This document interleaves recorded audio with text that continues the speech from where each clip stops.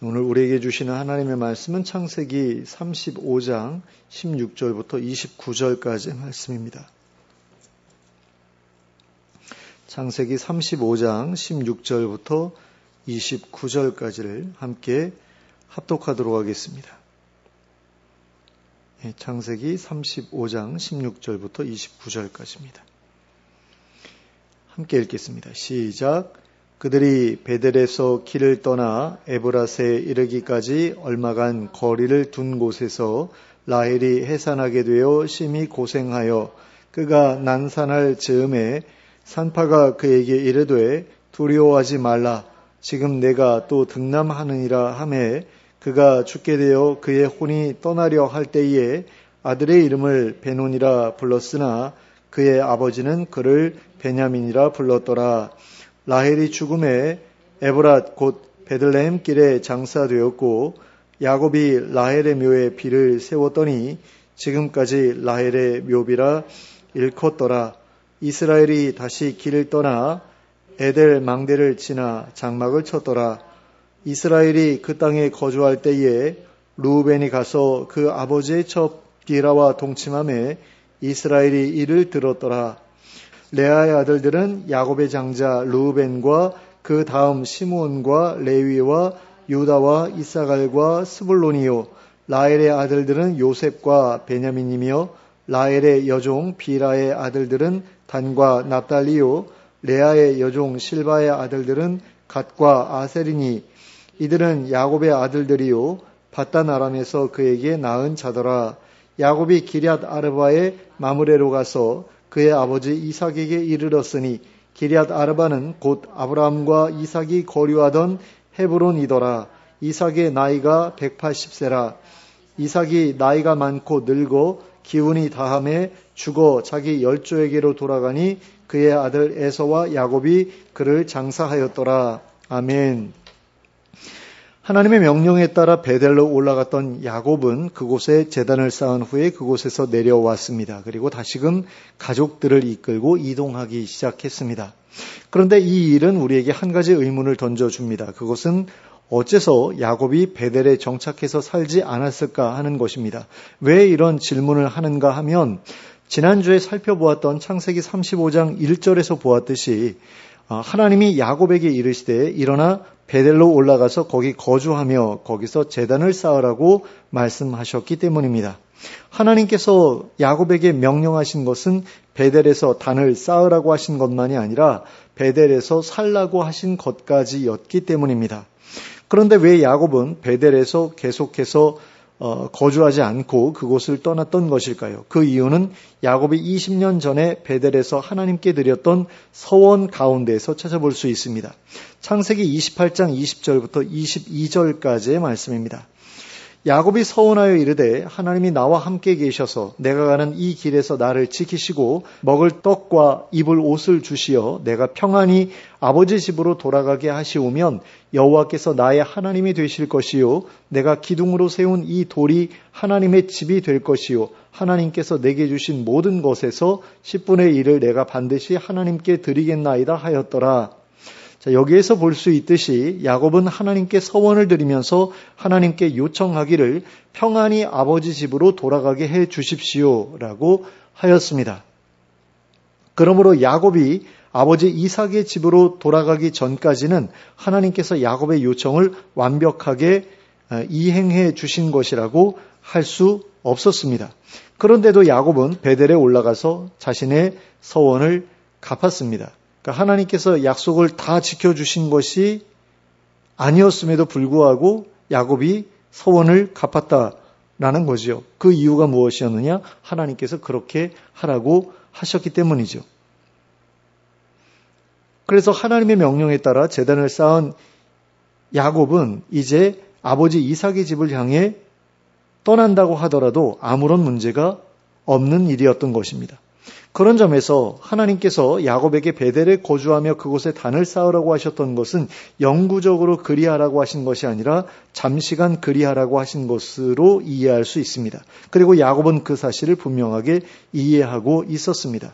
베델이라는 곳이 하나님께서 자신을 만나 주신 곳이었고 또 자신에게 특별한 약속을 주신 곳이기는 했지만 그곳은 자신이 영구적으로 머물러 살아야 할 곳이 아니었습니다. 그래서 그는 그곳을 떠났고 처음에 목적했던 대로 아버지가 계시는 헤브론을 향해 출발했습니다.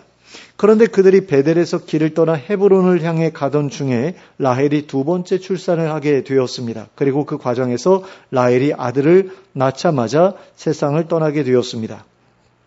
그래서 그녀는 자신이 그 아들을 키우지 못하고 세상을 떠나게 되었음을 슬퍼하면서 그 아들의 이름을 슬픔의 아들, 즉 베노니라고 불렀습니다. 그러나 야곱은 그 아들을 그 이름으로 부르는 것이 너무나 고통스러웠기 때문에 그 아들의 이름을 오른손의 아들, 즉 베냐민이라고 불렀습니다. 그리고는 라헬을 에브라다 곧 베들레헴 길에 장사하고 묘비를 세워 주었습니다.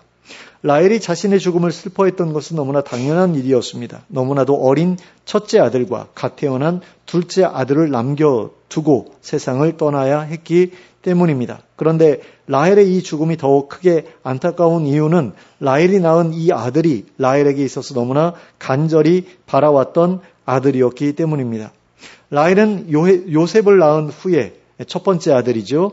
요셉을 낳은 후에 이렇게 말한 바 있었습니다. 창세기 30장 22절부터 24절까지의 말씀입니다.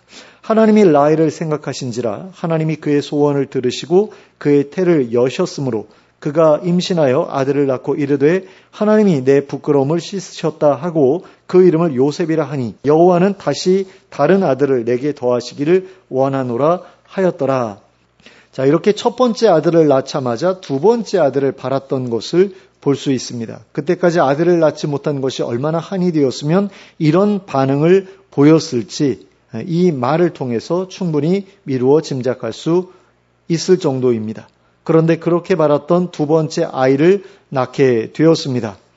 하지만 그 아들에게 젖도 제대로 물려보지 못하고 세상을 떠나게 되었습니다. 그러니 얼마나 속이 상하고 마음이 아팠겠습니까? 그리고 야곱은 또 얼마나 마음이 아팠겠습니까? 무려 14년 동안 라반의 밑에서 고생하며 얻어낸 아내였습니다. 첫 번째 7년은 이제 정상적인 계약이라고 생각하고 이제 봉사를 했죠. 그런데 그게 이제 사기극이었잖아요. 그래서 언니하고 먼저 결혼하게 되고 그 다음에 7일 이후에 이 아내를 얻고 7년을 더 봉사해야 되지 않았습니까? 그러니까 결국에는 이 아내를 얻기 위해서 14년을 봉사했다라고 보아도 무리가 아니었던 거죠. 또 형 에서가 자기를 죽이려고 400명이나 되는 사람들을 이끌고 올 때에 가장 뒤에 두었을 정도로 사랑했던 아내였습니다. 그런데 이렇게 허망하게 세상을 떠나버렸으니 야곱의 마음이 얼마나 찢어지는 것 같았을까요? 어쩌면 그 모든 일에 대한 책임이 하나님께 있는 것처럼 생각되었을지도 모릅니다. 그래서 하나님을 원망했을지도 모릅니다. 하나님께서 함께해 주시겠다고 하셨는데 그래서 무사히 돌아오게 해주겠다고 하셨는데 이 땅에 돌아온 지 얼마 지나지 않아서 사랑하는 아내가 죽었습니다.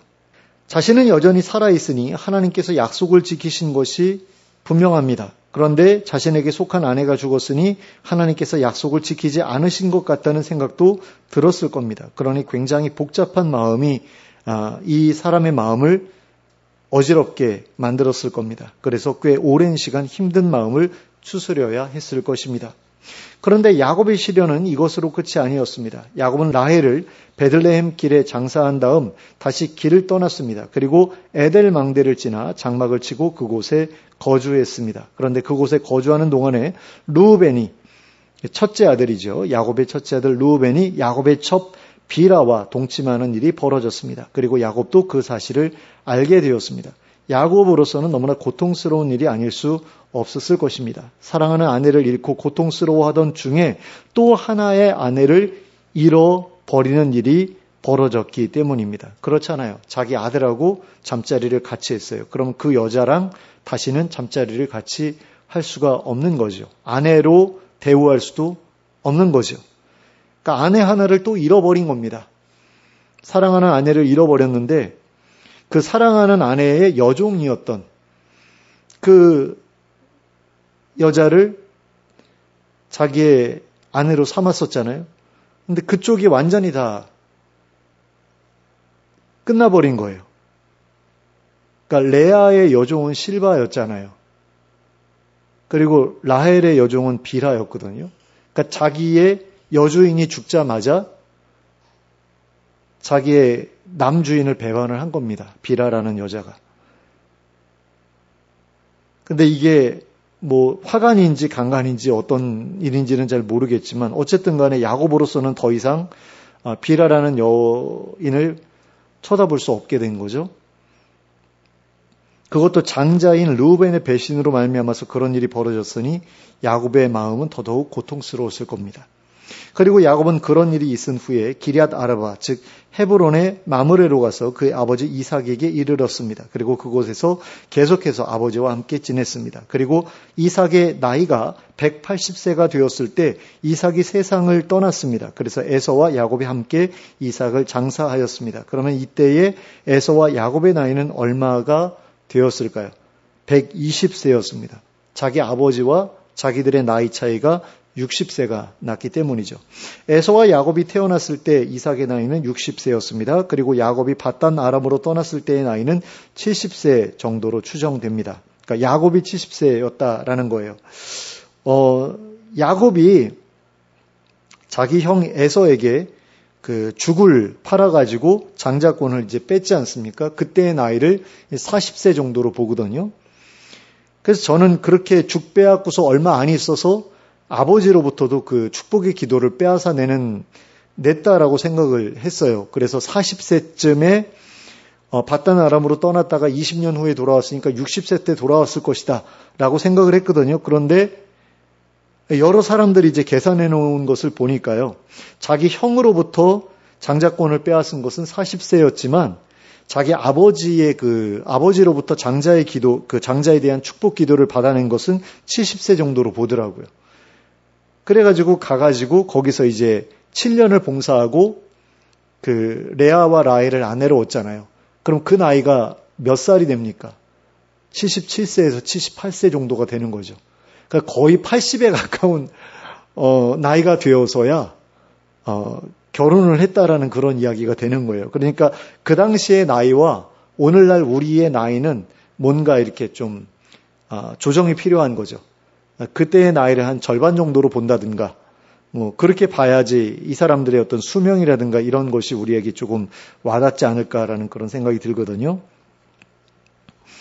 근데 어쨌든 야곱이 밧단 아람으로 떠났을 때의 나이는 70세 정도로 추정된다고 그럽니다. 그러면 그때 아버지 이삭의 나이는 130세 정도가 되죠. 60세 차이가 나니까요. 그리고 야곱이 밧단 아람에서 20년을 보내고 가나안으로 돌아왔을 때의 나이는 90세 정도가 됩니다. 그리고 아버지 이삭의 나이는 150세 정도가 되었을 때입니다. 그리고 이삭이 180세에 세상을 떠나지 않습니까? 그러면 야곱이 돌아온 지 얼마 만에 아버지가 돌아가시는 게 되죠? 30년 만에 돌아가시는 게 됩니다. 그러면 야곱은 아버지가 돌아가시기 전에 한 20년에서 30년 정도 되는 기간을 아버지하고 함께 지냈다라고 그렇게 볼 수 있는 거죠. 그런데 원래 이삭은 에서를 야곱보다 더 사랑하지 않았습니까? 에서가 장자였기 때문에 에서를 더 사랑했죠. 그런데 에서는 야곱에게 장자권을 빼앗긴 뒤에 아버지 이삭을 떠나서 세일 땅 에돔들에서 살아가기 시작했습니다. 아마도 자기가 아닌 야곱에게 장자의 축복을 해준 아버지가 미워서 그랬던 게 아닐까라는 생각이 듭니다. 그러니까 나이든 이삭의 주변에는 아무도 없었다라고 보아야 되겠죠. 그 리브가도 그 야곱이 떠나고 나서 야곱이 돌아오기 전에 그 세상을 떠나거든요. 그러면은 에서도 자기를 떠났고 리브가도 떠났어요. 그런데 얼마 안 있어가지고 야곱이 이제 돌아오는 게 되죠. 그래서 이삭의 곁에는 밧단 아람에서 돌아온 야곱이 머무르게 된 겁니다. 그러므로 야곱은 그 누구보다도 가까이에서 아버지 이삭이 늙어가는 모습을 지켜보았을 겁니다. 그리고 아버지가 숨을 거둘 때까지 그 곁에서 아버지를 모셨을 겁니다. 그러므로 아버지 이삭의 죽음도 야곱에게는 라헬의 죽음만큼이나 야곱의 마음을 고통스럽게 하는 일이 되었을 것입니다. 그나마 다행이라고 할 수 있었던 것이 아버지를 장사하는 자리에 형 에서도 함께 했다는 점이었습니다. 그리고 이것은 야곱과 에서가 완전한 화해를 이루었음을 보여주는 증거이기도 했습니다. 그런데 이후에 살펴보게 될 내용이지만 야곱은 자신의 아버지가 돌아가시기도 전에 자신의 아들 요셉이 죽었다는 비극적인 소식을 전해 들었습니다. 그때 요셉의 나이가 17세였고 야곱의 나이는 107세 정도가 되었을 때였습니다.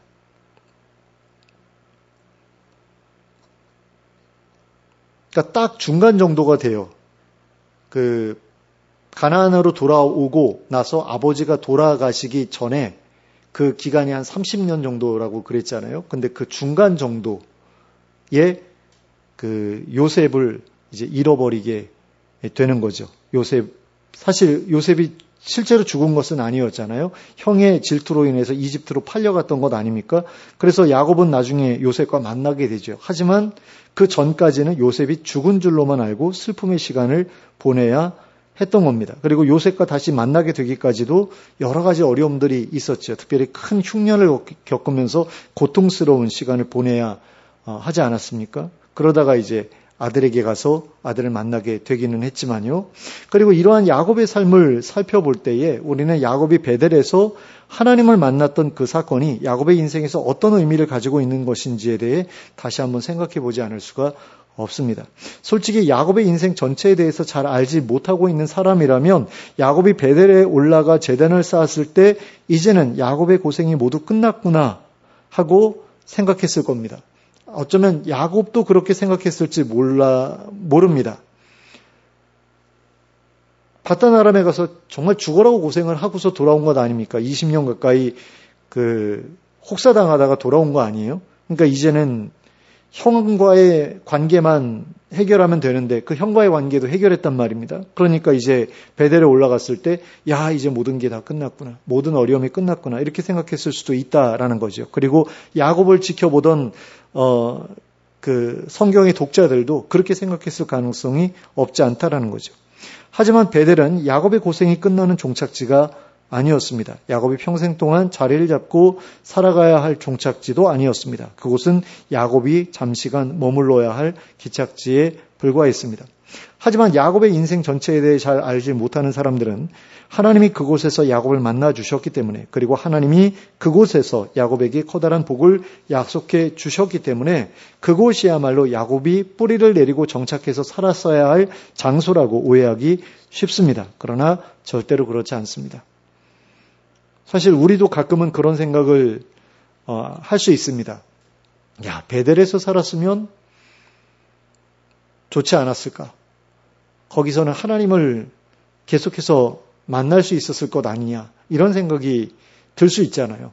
그렇지 않아요? 제단까지 쌓아놓고 거기 올라가서 매일마다 하나님께 제사를 드리고 그런 가운데 하나님의 인도하심을 받으면서 살아가면 야곱의 삶은 탄탄대로가 아니었을까라는 그런 생각을 우리가 할 수도 있지 않습니까? 근데 그게 아니었다라는 거죠.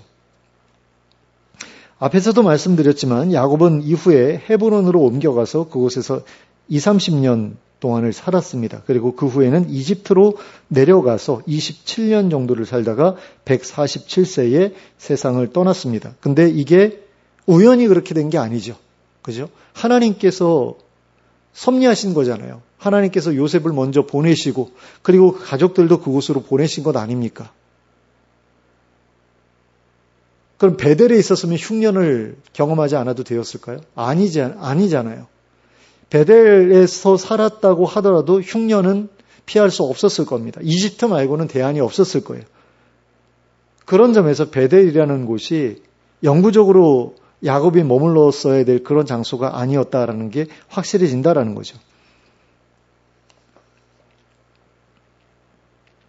그래서 이집트로 내려가서 거기서 27년을 살고 147세의 세상을 떠나게 되었는데 이게 다 하나님의 계획 가운데 이루어진 일이었다라는 겁니다. 게다가 야곱은 세상을 떠날 때에 하나님께서 야곱에게 주시겠다고 약속하셨던 그 땅에 있지도 않았습니다. 다만 죽은 이후에 약속의 땅으로 돌아와 헤브론의 막벨라 굴에 장사되었을 뿐입니다. 이 헤브론의 막벨라 굴은 아브라함이 자기의 아내 사라의 매장지로 구입한 장소죠. 그래서 거기에서 이제 아브라함도 묻히고 이삭도 묻히고 야곱도 묻히게 되는 거죠. 그러므로 베델은 결코 야곱의 종착지가 아니었다라는 겁니다. 헤브론이 바로 야곱의 종착지였다라는 거죠. 그리고 그곳에 이르기까지 야곱의 삶에는 고통스러운 일들이 끊이지 않았습니다. 오늘 우리가 함께 살펴본 내용들이 바로 그러한 사실들을 증거해 주고 있습니다. 그런데 이것은 우리의 삶에서도 동일하게 나타나는 모습이라고 할 수 있습니다. 그 누구라 하더라도 살아가는 동안에는 끊임없이 고통스러운 일들을 만나게 되어 있습니다. 하나님께서 부르시기 전까지는 그 누구도 영원한 안식을 얻을 수 없습니다. 이것을 야곱의 삶이 우리에게 보여주고 있다라는 겁니다. 그래서 야곱은 인생의 마지막 시기를 보내게 될 이집트로 내려간 자리에서 바로에게 이렇게 말했습니다. 창세기 47장 9절 말씀입니다. 야곱이 바로에게 아뢰되 내 나그네 길의 세월이 130년이니이다. 내 나이가 얼마 못 되니 우리 조상의 나그네 길의 연조에 미치지 못하나 험악한 세월을 보내었나이다 하고, 자, 우리의 인생도 이와 마찬가지이지요. 하나님을 만났다고 하더라도, 그리고 그 이후로 하나님과 계속 동행한다 하더라도 이 땅에서 우리가 나그네로 살아가야 한다는 사실은 바뀌지 않습니다. 그리고 우리가 이 땅에서 살아가는 동안 험악한 세월을 보내야 한다는 사실도 바뀌지 않습니다. 그러나 그럼에도 불구하고 우리는 하나님을 만나야 하고 하나님과 동행해야 합니다. 그래야만 우리가 하나님께서 약속하신 땅에 도착할 수 있게 되기 때문입니다. 그러므로 우리에게도 야곱처럼 베델과 같은 의미를 지닌 곳이 필요합니다. 하나님을 만나고 하나님과의 동행을 시작하게 될 장소가 필요합니다. 그곳이 어디입니까? 우리가 몸담고 있는 교회라고 할 수 있죠. 그러므로 우리가 몸담고 있는 그 교회가 바로 베델과 같은 그런 곳이 될 수 있기를 바랍니다. 우리의 교회가 하나님을 만나는 장소가 될 수 있기를 바랍니다. 그리고 우리의 교회가 하나님의 약속을 받는 장소가 될 수 있기를 바랍니다. 그리고 우리의 교회로부터 하나님과 동행하는 삶이 시작될 수 있기를 바랍니다. 그러나 교회가 우리의 영원한 안식처가 될 수는 없다는 사실을 기억하시기 바랍니다. 교회는 그저 기착지일 뿐입니다. 우리는 교회 안에만 머무르지 말아야 합니다. 교회 밖으로 나아가서 우리에게 주어진 나그네 길을 계속해서 걸어가야 합니다. 그리고 그 과정을 통해서 하나님의 신실하심을 경험해야 합니다. 그리하여 하나님을 신실하게 의지하는 사람으로 변화되어야 합니다. 그리고 하나님께서 주실 새로운 땅에 어울리는 사람으로 준비되어야 합니다.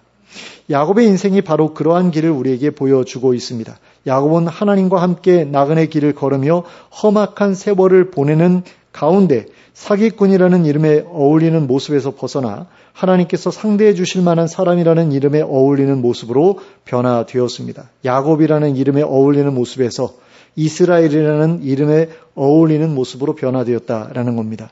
그러므로 우리도 하나님과 함께 우리에게 주어진 나그네 길을 걸으며 야곱처럼 변화될 수 있기를 바랍니다. 우리의 세월이 야곱의 세월처럼 험악하지 않기를 바라지만 만일 그런 세월을 보내야 한다고 하더라도 하나님께서 우리와 함께 해 주신다면 우리의 세월은 결코 헛되이 낭비되지 않을 것입니다. 그리하여 우리를 완전히 새로운 모습으로 바꾸어 줄 것입니다. 그러므로 그 어떤 고통스러운 일이 찾아온다고 하더라도 하나님과 함께 걷는 그 길에서 벗어나지 않는 우리가 될 수 있기를 바랍니다. 그리하여 하나님께서 예정하신 그대로의 모습으로 다듬어져가는 가운데 하나님께서 약속하신 새로운 땅에서 새롭게 살아갈 그날을 맞이하는 우리 모두가 될 수 있기를 예수 그리스도의 이름으로 축원합니다. 함께 기도하겠습니다.